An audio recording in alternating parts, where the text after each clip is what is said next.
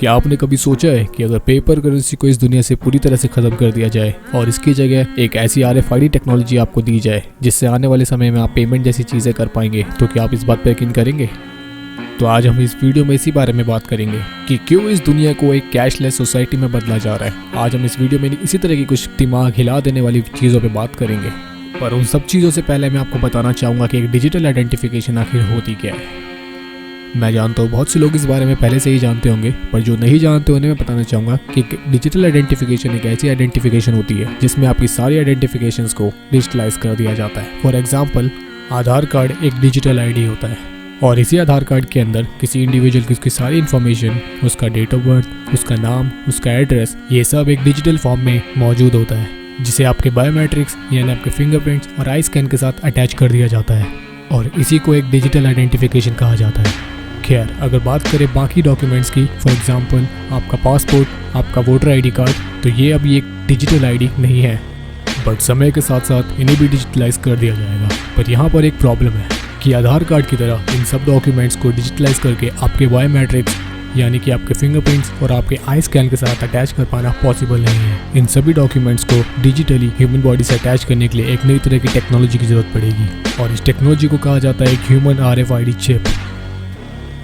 ये RFID chip एक चावल के दाने से थोड़ी ही बड़ी होती है, जो कि रेडियो फ्रिक्वेंसी पर काम करती है, ठीक उन RFID टैग्स की तरह जिन्हें आपने शॉपिंग करते टाइम गारमेंट्स पे लगा हुआ देखा होगा। इस चिप को लगाने का प्रोसेस काफ़ी सिंपल है। इस चिप को किसी पर्टिकुलर इंसान में उसके पॉइंट फिंगर और थंब के एकदम बीच में एक छोटे से ऑपरेशन से लगाया जाता है। साथ ही यूनाइटेड स्टेट्स और स्वीडन जैसे देशों ने इसे अपने एम्प्लॉयज़ के हाथों में लगवाना शुरू भी कर दिया है। इस चिप को एक बार लगवाने के बाद आपकी सारी आइडेंटिफिकेशंस और बैंक अकाउंट्स को इस चिप के साथ लिंक कर दिया जाएगा और इसके बाद आप कहीं भी अपने हाथ में लगी इस चिप की मदद से आसानी से पेमेंट जैसी चीज़ें कर पाएंगे और उसके बाद आपको किसी भी तरह की डेबिट क्रेडिट कार्ड या किसी भी तरह के थर्ड पार्टी पेमेंट एप्लीकेशन की ज़रूरत नहीं पड़ेगी। आप सीधा अपने हाथ में लगी इस RFID चिप को स्कैन करवा के पेमेंट जैसी चीज़ें कर पाएंगे। साथ ही साथ इस चिप की मदद से लोकेशन ट्रैकिंग, घर के दरवाजों को लॉक अनलॉक करना, यहाँ तक कि आप अपनी कार तक के दरवाजों को इस चिप की मदद से आसानी से लॉक या अनलॉक कर पाएंगे। खैर, ये तो थे इस चिप के कुछ पॉजिटिव फीचर्स, पर अब सवाल यह आता है कि क्या सच में इस चिप को इसलिए लोगों में लगाया जा रहा है कि लोग इस चिप का फ़ायदा उठा सकें और अपनी लाइफ को ईजी बना सकें, या फिर इस चिप को लोगों में लगाने का मकसद कुछ और ही है? क्योंकि सवाल ये है, क्योंकि ये ज़रूरी नहीं है कि सारी टेक्नोलॉजीज़ आपके फ़ायदे के लिए बनाई जाती हैं, बल्कि सच ये है कि कुछ टेक्नोलॉजीज़ आपका फ़ायदा उठाने के लिए भी बनाई जाती हैं। तो अब मेरा सवाल ये है कि क्या ये RFID चिप आपकी प्राइवेसी को ध्यान में रख के बनाई गई है? तो चलिए अब इसी बारे में बात करते हैं। तो जैसा कि आप जान चुके हैं कि इस चिप को वर्ल्ड वाइड लाने से पहले इस दुनिया को कैशलेस बना दिया जाएगा और इसे कैशलेस बनाया भी जा रहा है। साथ ही डिजिटल करेंसी को हर जगह प्रमोट किया जा रहा है। आज आप देखते हैं कि हर वो पेमेंट जो पॉसिबल हो उसे ऑनलाइन पेमेंट में बदल दिया गया है और साथ ही साथ हमें कैशबैक का लालच दे देकर हमसे ज़बरदस्ती ऑनलाइन पेमेंट करवाई जाती है और लोगों को डिजिटल पेमेंट के फ़ायदे बताकर उन्हें एक कैशलेस सोसाइटी की ओर धकेला जा रहा है।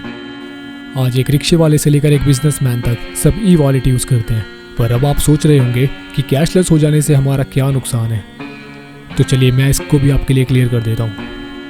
हमारा कैशलेस हो जाने के बाद हमारा सारा पैसा डिजिटली हमारे हाथ में लगी RFID चिप में स्टोर होगा और दुनिया से कैश जैसी चीज़ पूरी तरह से ख़त्म कर दी जाएगी और उसके बाद जिसके पास भी आपके हाथ में लगी RFID चिप का एक्सेस कंट्रोल होगा, उसका आपके ऊपर कंट्रोल कर पाना बहुत ही आसान हो जाएगा, चाहे वो आपकी गवर्नमेंट ही क्यों ना हो। असल में अभी तक इस चिप का यूज़ जानवरों और पेट्स की लोकेशन ट्रैकिंग के लिए किया जाता था, क्योंकि कई केसेस में लोगों के पेट्स या तो कहीं खो जाते थे या कहीं भाग जाते थे, तो उनकी लोकेशन को ट्रैक करने के लिए और उन्हें वापस लाने के लिए इस तरह की चिप का यूज़ किया जाता था। ठीक उसी तरह इस एडवांस ह्यूमन RFID चिप का यूज़ फ्यूचर में इंसानों के लोकेशन ट्रैकिंग के लिए किया जाएगा।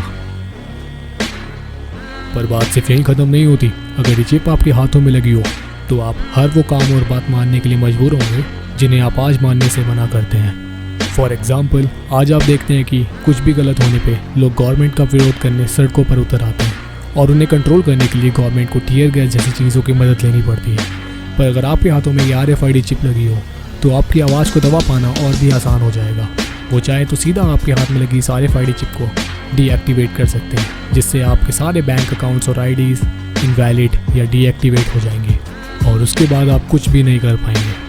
फिर आपके पास सिर्फ एक ही रास्ता बचेगा कि चुपचाप जैसा आपसे करने को कहा जाए आप वैसा ही करें।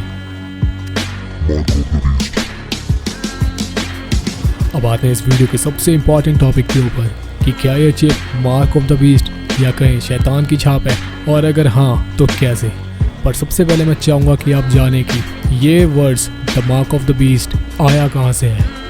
मैं जानता हूँ कि बहुत से लोग इस बारे में पहले से ही जानते होंगे, पर जो नहीं जानते उन्हें मैं बताना चाहूँगा कि ये शब्द आया है द होली बाइबल की last book the book of revelation से।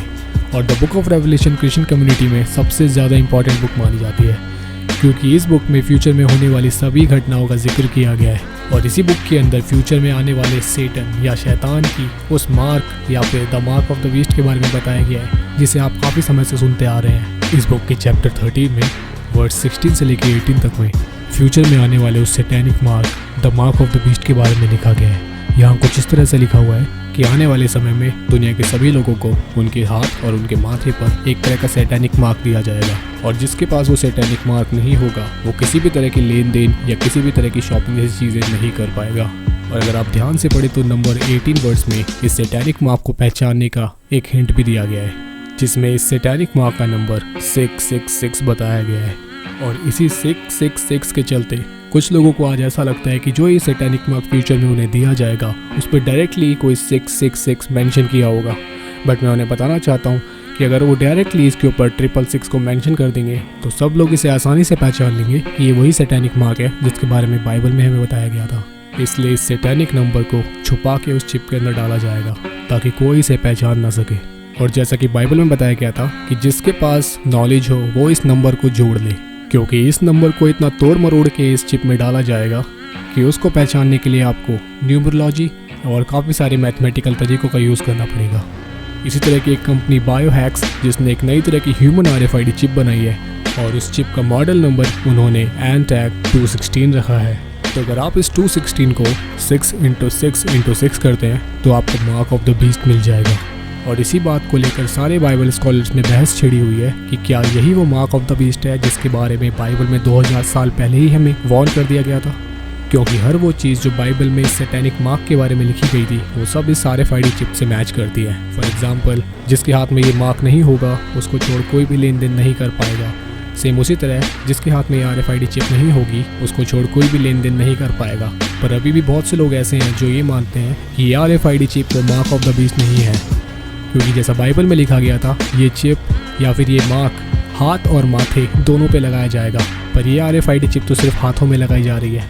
तो उनका डाउट क्लियर करने के लिए मैं उन्हें एक बात बताना चाहूँगा कि दुनिया में ऐसे भी बहुत सारे लोग हैं जिनके या तो हाथ नहीं है या उनके हाथ किसी एक्सीडेंट में जा चुके हैं। तो इस तरह की चिप को अगर वर्ल्ड वाइड किया जाता है तो वो लोग जिनके हाथ नहीं है उनके माथे पे इस चिप को लगाने के अलावा और कोई ऑप्शन नहीं बचेगा, क्योंकि उनका एक फोरहेड ही ऐसा प्लेस होगा जहाँ पर वो ईजिली उस चिप को स्कैन करा के अपनी ट्रांजैक्शन या लेन देन जैसी चीज़ें आसानी से कर पाएंगे।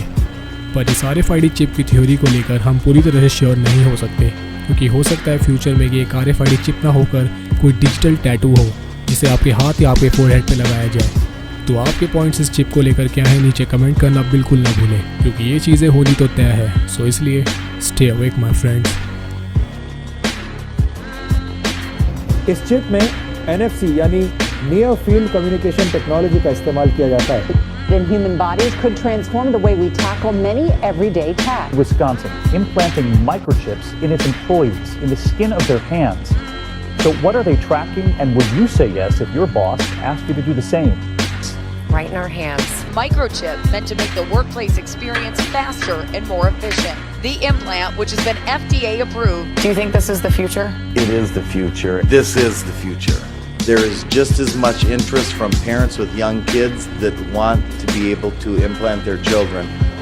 जिन कर्मचारियों के हाथों में ये चिप यहाँ पर लगा है वो इसी चिप की मदद से ऑफिस के दरवाजे खोल लेते हैं। In Sweden, no cash. Here is to ultimately worship the beast. So people will have a choice in the tribulation period. Worship Antichrist